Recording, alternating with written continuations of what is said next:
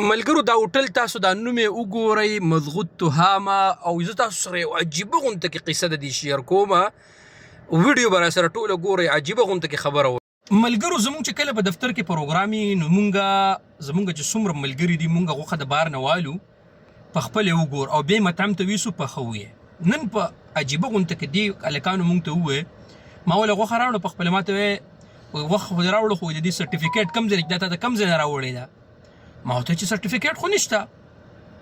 ما ته وویل چې بای دا خو موږ نشو پخولی. ما ورته ډېر مینه تو کله که ما واپس نشم تللی یمنیانو، هغه وایي چې د الله بنده که بلدیه راله موږ له به دې 20,000 ریال مخالفه راکوي. په دې سکرین تاسو د سرټیفیکیټ چې راته ښکاري دا دی.